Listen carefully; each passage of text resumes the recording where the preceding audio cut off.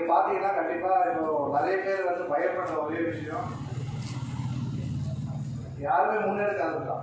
என்னன்னா இந்த மாதிரி வந்து நான் எதனா ஒரு முயற்சி பண்ணும்போது அது வந்து சக்சஸ் ஆகாது, என்னால் வந்து சரியா பண்ண முடியாது. ஆனால் என்னோட ஃபர்ஸ்ட் இப்போ நான் ஒரு நல்ல இன்டர்நேஷனல் லெவலில் வேலை இருக்குன்னா என்னோட ஆரம்ப புள்ளி பார்த்தீங்கன்னா தோல்வியில் தான் முடியுது.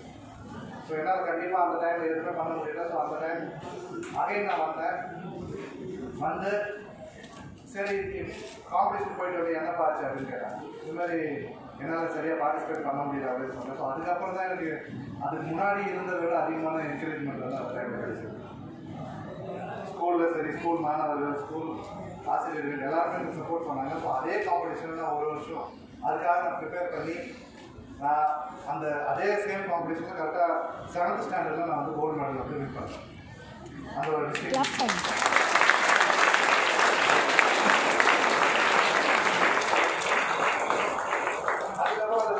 மெடல் வின் பண்ணுறதுக்கப்புறம் அதுக்கப்புறம் ஸ்டேட்டு, நேஷனல். ஏன்னா அந்த டைமில் வந்து நான் மனசு தளர்ந்து ஃபஸ்ட்டு தோல்வி அப்போ மனசு தளர்ந்து விட்டு இருந்தேன்னா என்னோடய வாழ்க்கையை வந்து ஒரு அலுவலியாக பேசியிருப்பேனா எனக்கு வந்து தெரியாது.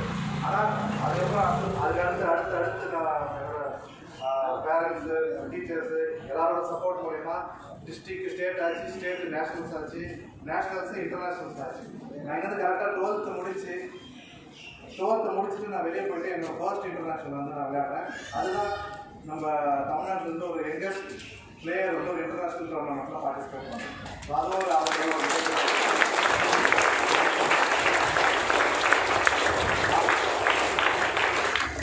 அந்த உணவு ஒரு விளையாட்டே பரிச்சயம் இல்லை இந்த சமூகத்தில்.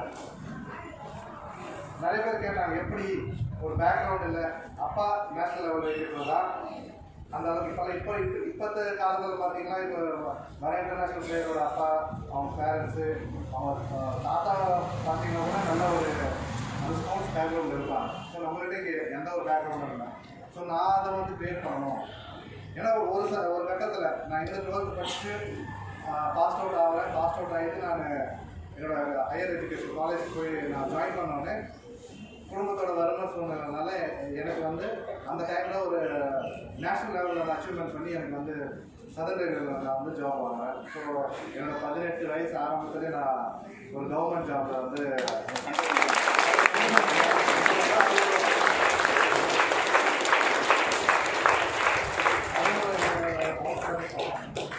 அதுவும் ஒரு கஷ்டம்.